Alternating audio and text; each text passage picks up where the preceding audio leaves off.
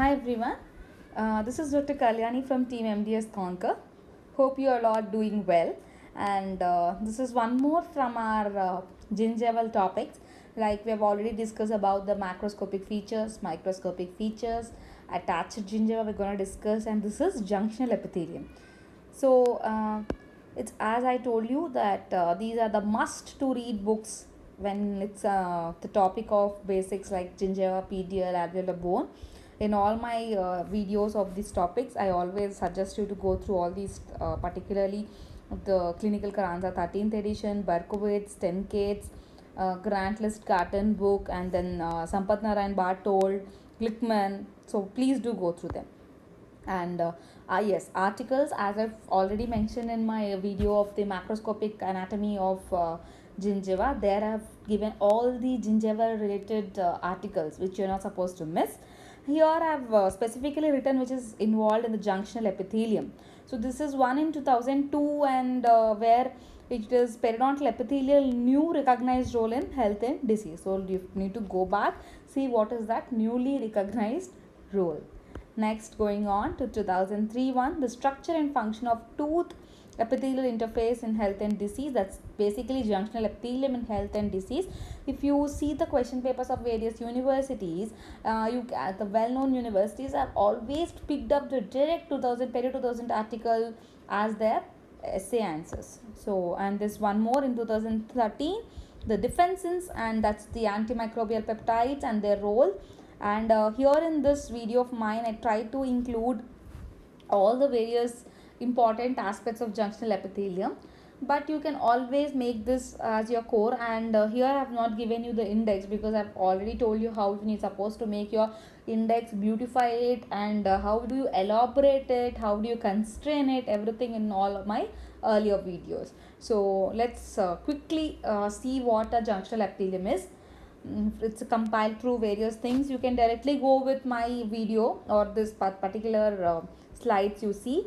So terminologies, yes, it was called as epithelial attachment earlier, epithelial cuff by Ware Hogg, and Stern called it as attachment epithelium. Coming to the structure, its how length is up to 0.25 to 1.35, and the free end is on the floor of the gingival sulcus. It's basically of 3 types and 15 to cells. This is all given in Carranza. That's 15 to 30 cells as the age progresses at the widest at one particular portion of the gingival sulcus.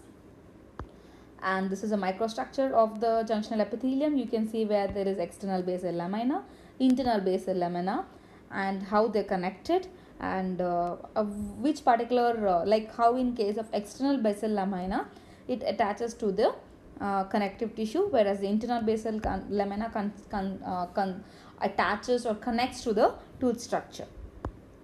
So there are 3 zones as it's apical, middle, coronal. Apical has beautiful germinative properties for the growth, adhesiveness with the hemidesmosomes in the center, and coronal has a beautiful permeability. Coming on to the function, this is how they are. If you see the various locations, and please go through the development of junctional epithelium and gingival sulcus. For the development, you can always go back and read from your Orban Stenkates. Apart from that, these is 13th edition Carranza, which is giving you a beautiful little information about various development of attachment apparatus. So these are here I try to mention some points. You can all go through all these points. That at the first, the crown of the tooth is covered. So this is all a concised version.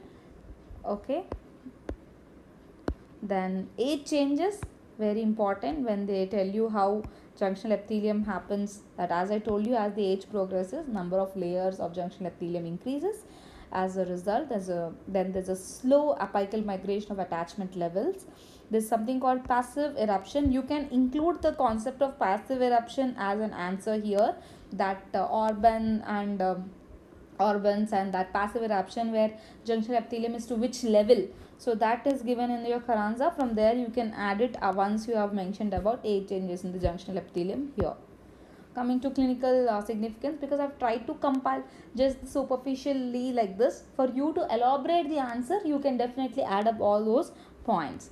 Coming to clinical significance, how it is important, it is mainly helping in to protect us, protective function, protect against the inflammation. They have good anti-proliferation properties. Dynamic aspects, yes, earlier it was not believed that junctional epithelium was dynamic, but yes, nowadays you have a lot of dynamic aspects of junctional epithelium.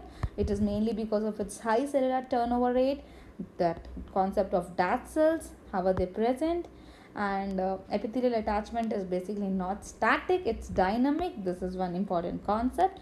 And you can also see I have quoted some authors who have a very active participation in this. So these are some dynamic aspects, and this is about the story of the Dart cells, how they are produced in the apical layers, how they are further migrated to apically and act as a dynamic again as a protection barrier. Various molecules and their functions individually, and how are the Dart cells and how are they attached to this, are the image which will clearly show you about what is happening with the cytokines, from where are they produced, what are the these polymorphonuclears neutrons. And as I told you about those articles earlier, all this is taken from there. So you can go back, go read those articles and see how it is picked and interrelate them. Okay, so basically these are all picks from those articles. So coming to the location and the function of CAMs, that is cellular adhesion molecules. So integrins can be asked themselves as a short essays, or they can be asked as viva questions. Then epithelial or E category, CFA or CAM1, how it is a CEA. Then you can ICAM, LFA3. These are all the important molecules. Interleukins 8, and then tumor necrosis factor and location, where are they located in the junctional epithelium, and pro-implement. And there's one more article by Dale, if you remember, in Dale article also that is very clearly given. That is junctional epithelium in health and disease, which is very very important and have to be gone back and referred. Then this epithelial growth factor, this is all taken from there. So no worries if you get it, it's well and good. Otherwise you can always mention these points. But otherwise, yes, it's article by Dale. Please go back, and here I have written the reference, Dale 2002, and just put it as Dale 2002 junctional epithelium in health and disease. That's how you're going to get the article, and you can definitely get all these points from there. Coming to junctional epithelium adjacent to the oral implants, and how is its role there. Junctional epithelium around implants always originates from the epithelial cells of oral mucosa, and here that closely resembles to that of the teeth structure, but the functions are, yes, they act like an epithelial barrier, and you see they have a rapid turnover rate, post parasite equilibrium is maintained. Coming to the differences, you can always quote some differences as given in Linde, that the size of cells in junctional epithelium is larger than in the oral epithelium. Yes, sizes are more. Intercellular spaces in J is comparatively wider. Number of desmosomes are smaller in junctional junctional epithelium, and junctional epithelium is non-keratinized. This is one more. Initially, I just explained you about three names, but if you have time, you can elaborate. If you cannot remember, please do at least write those three. If you can remember, then it's well and good. You can write from what it was called in 1920. 1921, Gottlieb called it epithelial attachment, where called Listgarten. How is Schroeder 1966? Again, Schroeder has changed his mind in 1969, called it as ultrastructure of junctional epithelium and extracellular dynamics. Schroeder, along with Listgarten, has written a monograph over it, the epithelial attachment, as said by Schroeder and Listgarten. And it's so basically this is dento-gingival unit is nothing else than the junctional epithelium along with the connective tissue fibers. And if you see this concept of biological width, which is most important when you do perioresto, and there it is epithelial attachment of 0.97 millimeters and connective tissue of 1.07 millimeters. Altogether, if you see, we have 2.04 of biological width, which has to be strictly followed. And that's all is about the junctional epithelium. Thank you all for your patience, Lihari.